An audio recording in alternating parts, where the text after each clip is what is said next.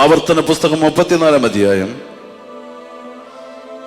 10, 11, 12 വാക്യങ്ങൾ വായിക്കുമ്പോൾ അവിടെ കാണുന്നു, അവിടെ പറയുന്നത്, മോശയെ പോലെ യഹോവയുമായി അഭിമുഖമായി അറിഞ്ഞ് സംസാരിച്ച മോശയെ പോലെ ഒരു പ്രവാചകനുമില്ലെന്നാണ്. അപ്പൊ ഇപ്പം യേശുവിനോടുകൂടെ നിൽക്കുന്ന രണ്ടുപേരും അവര് നിസ്സാരന്മാരാണോ?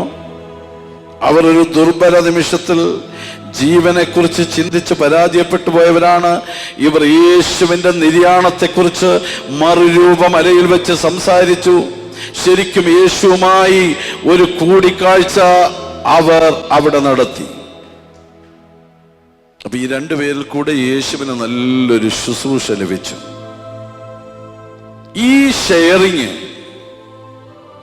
അവർ ഏറ്റുപറഞ്ഞ അവരുടെ കുറവുകൾ, അവരുടെ ജീവിതത്തിൽ കഴിഞ്ഞ കാലങ്ങളിൽ ദൈവത്തിലൂടെ അവർക്ക് ലഭിച്ച അനുഭവങ്ങൾ, അതെല്ലാം യേശുവുമായി ഷെയർ ചെയ്തപ്പോൾ യേശുവിന്റെ ശുശ്രൂഷയ്ക്ക് വലിയ ശക്തി അവർ പകർന്നു കൊടുത്തത്.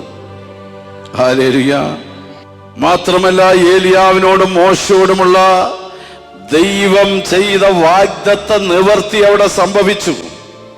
കാരണം അവരന്ന് ശക്തിയോടെ പ്രവർത്തിച്ചത് വരാനിരിക്കുന്ന മശിഹായെക്കുറിച്ചുള്ള വിശ്വാസവും വാഗ്ദത്ത നിവൃത്തിയുമായിരുന്നു. മോശയോട് ദൈവം പറഞ്ഞു, ഞാൻ നിന്നെ എങ്ങോട്ട് കൊണ്ടുപോകാന്നാ പറഞ്ഞു?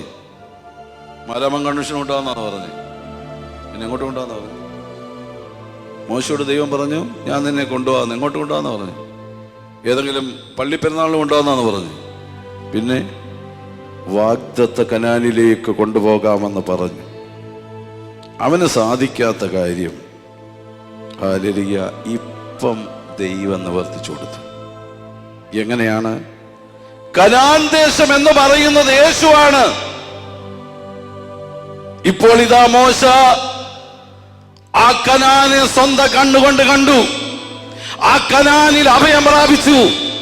അതേ യഥാർത്ഥ കനാനാകുന്ന യേശുവിങ്കലേക്ക് അവൻ വന്നു. ഹല്ലേലൂയ. ദൈവം ചെയ്യുന്ന വാഗ്ദത്തം, ദൈവം എനിക്ക് നിങ്ങൾക്കും തരുന്ന വാഗ്ദത്തം,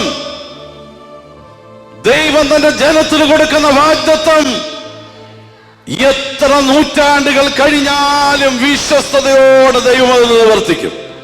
കാരണം എന്താ? നീ ഞാനും സേവിക്കുന്ന ദൈവം വിശ്വസ്തനാണ്. അനേകര് പരാതി പറയുന്നു, ദൈവം എന്നോട് വാഗ്ദത്തം തന്നത് പലതും ഇന്നും നടന്നിട്ടില്ലല്ലോ. നിന്നോട് ദൈവം വാഗ്ദത്തം ചെയ്തെങ്കിൽ അതെത്ര നൂറ്റാണ്ടുകൾ കഴിഞ്ഞാലും നിന്നിൽ നിവർത്തിക്കുന്ന ഒരു ദൈവം, ആ ദൈവം വിശ്വസ്തനായി ഇന്ന് നിലകൊള്ളുന്ന. കരങ്ങൾ ഉയർത്തി ദൈവത്തിന് ഹല്ലേലൂയ എന്ന് പറയാം.